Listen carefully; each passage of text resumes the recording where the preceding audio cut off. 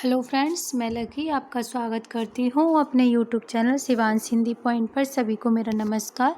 I hope आप सभी बहुत अच्छे होंगे और अपने एग्ज़ाम की तैयारी लगातार और बहुत अच्छे ढंग से कर रहे होंगे।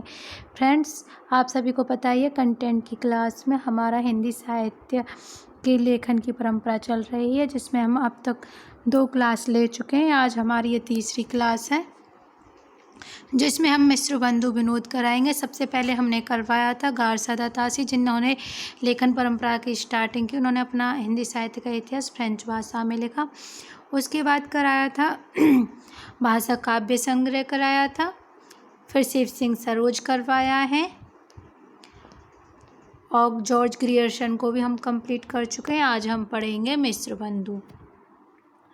क्या पढ़ेंगे? मिश्र बंधु। तो मिश्र बंधुओं का जो हिंदी साहित्य का ग्रंथ है, इतिहास ग्रंथ है, वो है मिश्र बंधु विनोद। दोनों के नाम से ही पता चल जाएगा मिश्र बंधुओं का हिंदी साहित्य का इतिहास ग्रंथ कौन सा है, मिश्र बंधु विनोद।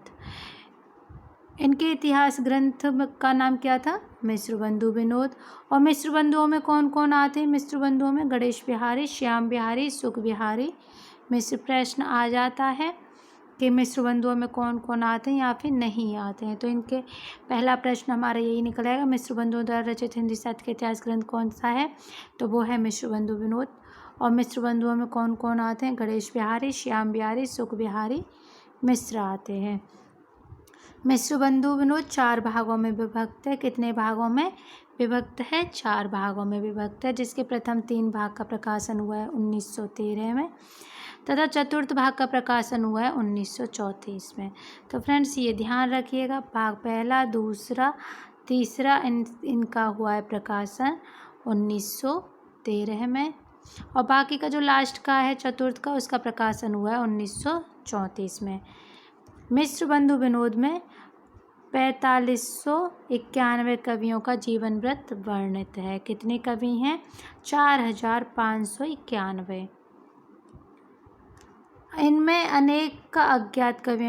अनेक अज्ञात कवियों को प्रकाश में लाने के साथ ही उनके साहित्यिक महत्व को स्पष्ट किया है। किसने किया है? मिश्र बंधुओं ने।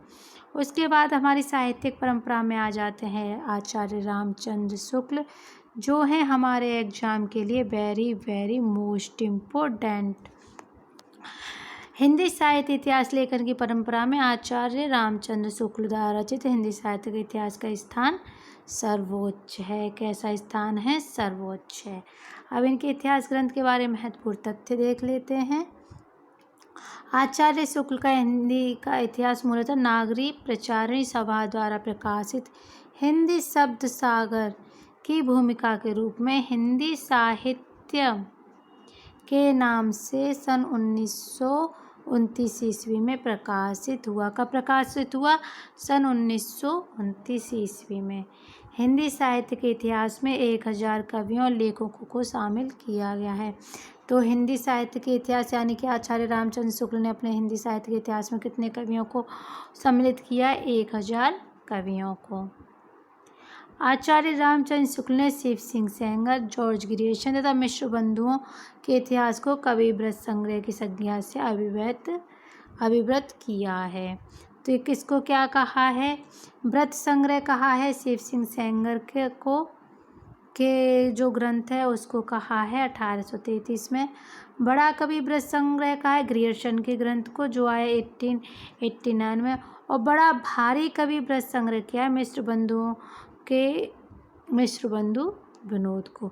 तो फ्रेंड्स, ये ध्यान रखिएगा, शिव सिंह सेंगर के ग्रंथ को क्या कहा है? व्रत संग्रह। ग्रियर्सन के ग्रंथ को कहा है बड़ा कवि व्रत संग्रह, और भारी आ जाए तो मिश्र बंधु विनोद का है। सर्वप्रथम आचार्य शुक्ल ने साहित्य इतिहास को आलोचना से प्रथम किया तथा अपने विकासवादी वैज्ञानिक दृष्टिकोण का परिचय दिया।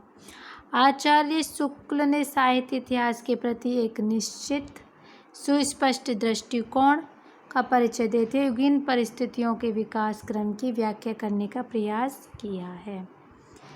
आचार्य शुक्ल ने काल विभाजन के अंतर्गत हिंदी साहित्य के 900 वर्षों के कितने वर्षों के? 900 वर्षों के इतिहास को 4 सुस्पष्ट कालखंडों में विभक्त किया है। वो कालखंड कौन कौन से हैं? आदिकाल, भक्तिकाल, रीतिकाल, आधुनिक काल। ये इन्होंने 4 भाग किए हैं किसके 900 वर्षों के हिंदी साहित्य के इतिहास को। शुक्ल जी ने भक्ति काल को 4 भागों या शाखाओं में बांटकर उसे सर्वप्रथम शुद्ध दार्शनिक और धार्मिक आधार पर प्रतिष्ठित किया है। तो इन्होंने भक्ति काल को कैसे बांटा है? भक्ति काल निर्गुण धारा और सगुण धारा में इन्होंने बांटा है भक्ति काल को। एक धारा थी निर्गुण और दूसरी धारा थी सगुण।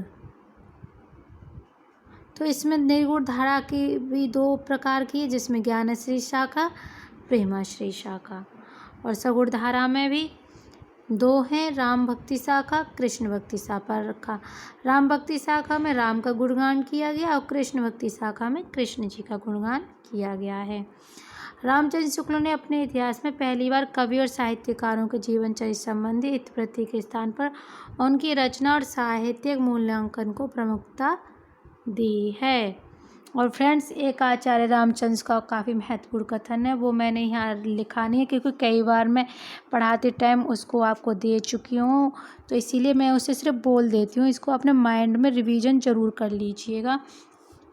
आचार्य शुक्ल जी ने लिखा है अपनी बुक में, अगर आप बुक पढ़ोगे तो, जबकि प्रत्येक देश का साहित्य वहाँ की जनता की चित्तवृत्ति का संचित प्रतिबिंब होता है, तब यह निश्चित है कि जनता की चित्तवृत्ति के परिवर्तन के साथ साथ साहित्य के स्वरूप में भी परिवर्तन होता चला जाता है।